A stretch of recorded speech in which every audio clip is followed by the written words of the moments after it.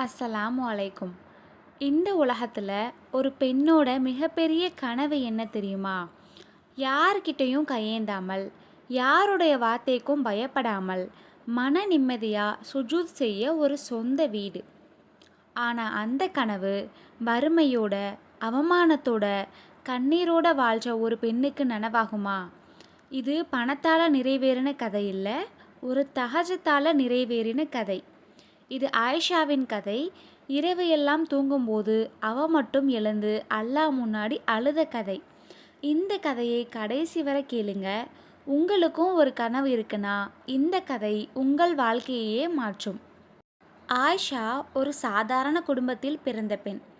பெரிய பணம் இல்லை, பெரிய வசதி இல்லை.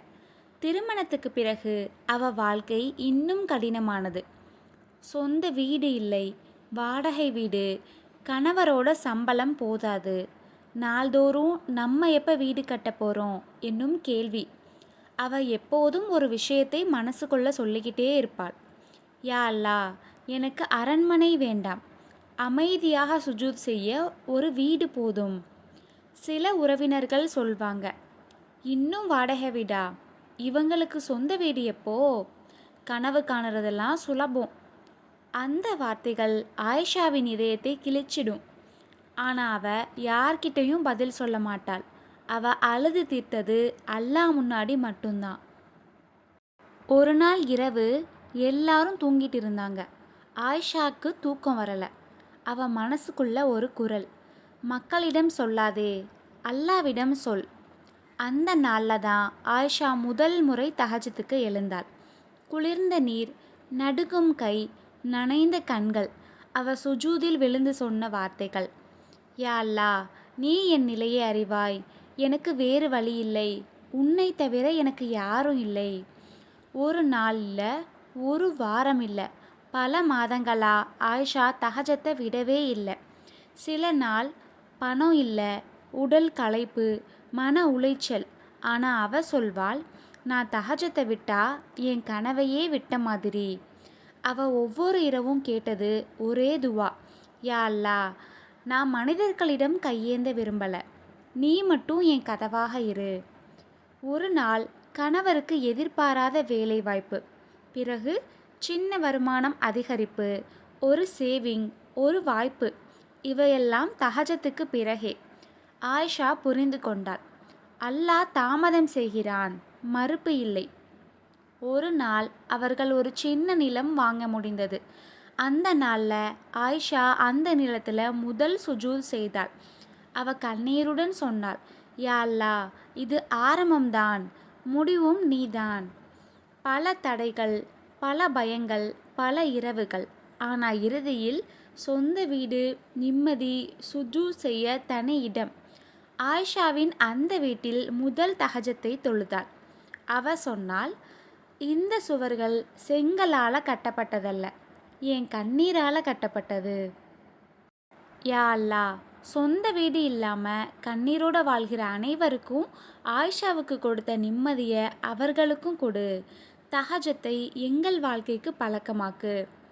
இந்த கதையை கேட்ட பிறகும் நீங்கள் தஹஜத்துக்கு எழலைன்னா உங்கள் கனவுக்காக யார் எழுவாங்க? பணம் இல்லைன்னா பரவாயில்லை, வழி தெரியலைன்னா பரவாயில்லை, ஆனால் தஹஜத்தை விட்டுடாதீங்க.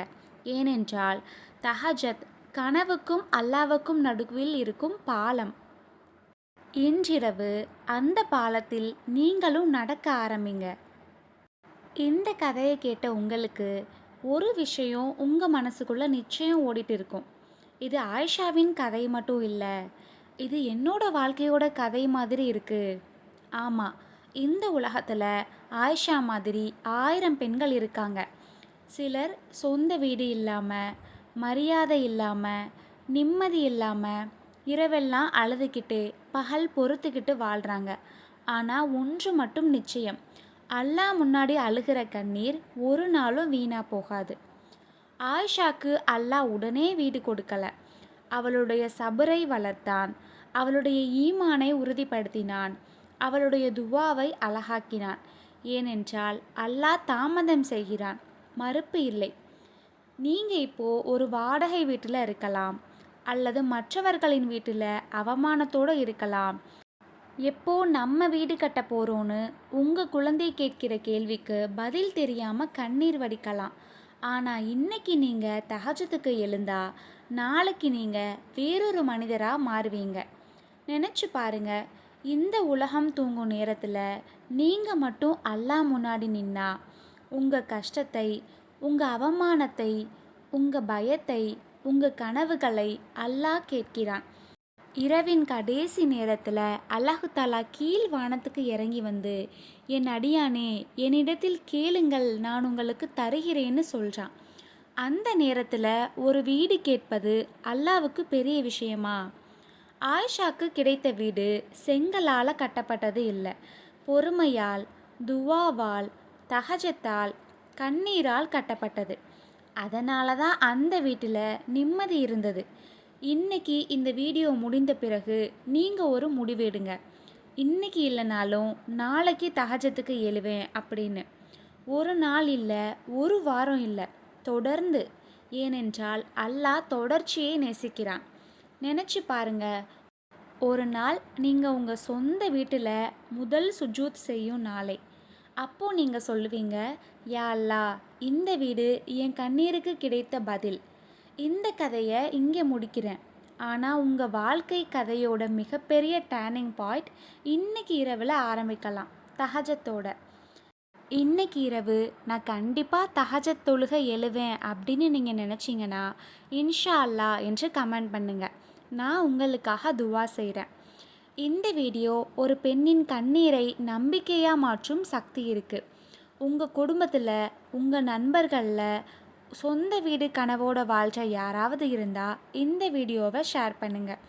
இந்த கதையில் உங்கள் வாழ்க்கையோட ஒரு பகுதி இருந்தால் ஒரு லைக் கொடுங்க.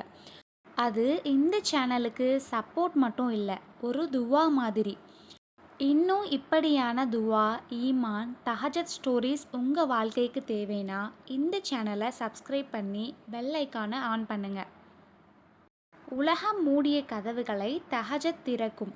இன்றிரவு அந்த கதவுக்கு முன்னாடி நீங்களும் நின்று பாருங்க, அல்லாஹ் கைவிட மாட்டான். அஸ்ஸலாமு அலைக்கும்.